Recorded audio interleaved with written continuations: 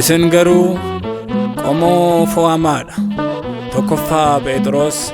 boqonnaa 2:9.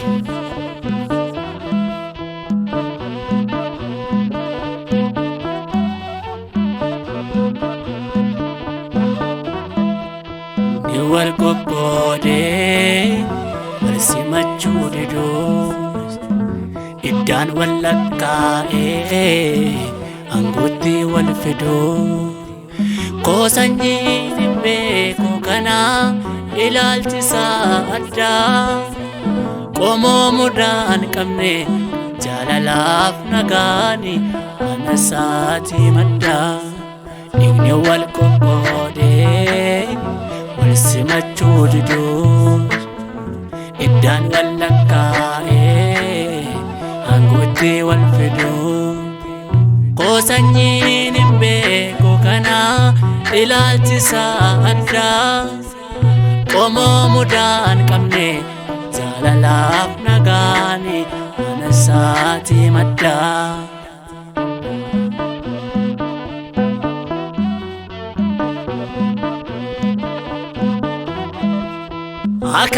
Akaakilee fabaabileen wal lakkooftu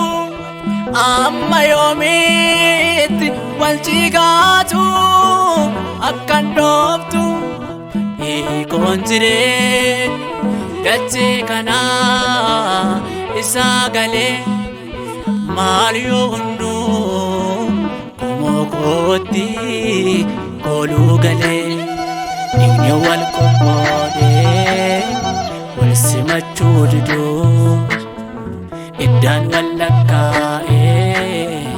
angootti wal fiduu Koosanyii hin beeku kana ilaalchisaa addaa qomoo mudaan qabne jaalalaaf nagaani mana isaatii maddaa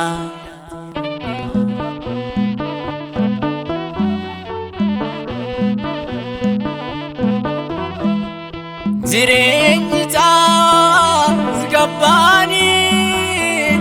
isa keessa caasaa malee qofaasaa hunda geggeessa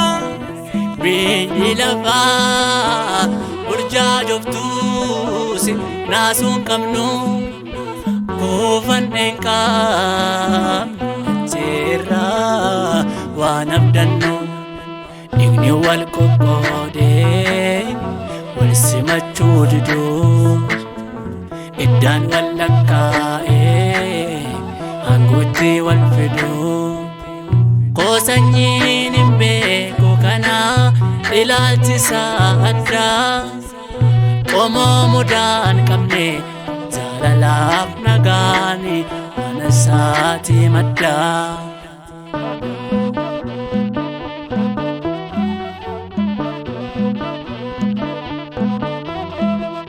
Nama dabuu hin jarjaruu akka namaa haala laalee hin kuffisuu himatamaa soomni moo'ee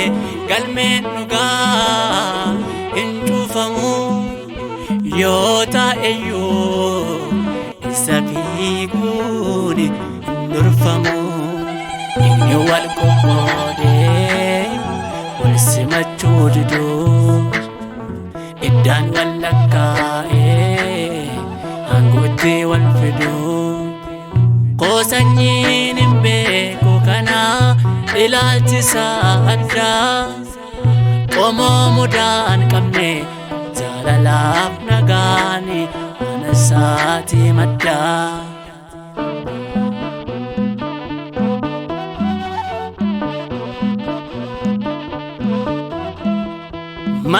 Madaalamuuf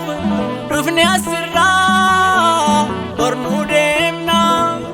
abdii keenya san argachuuf karaa eegna kanaaf garaan keenya nawwuu cooma sirraa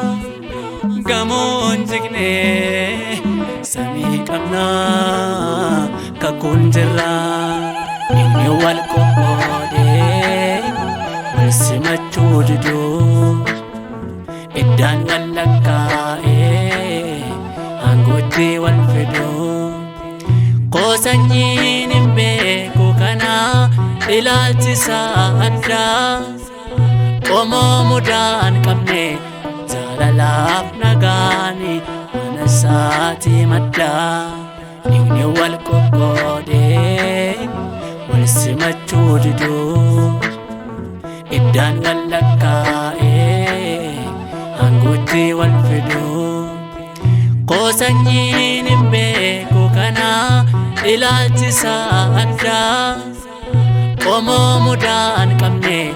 jaalalaaf nagaani mana isaatii maddaa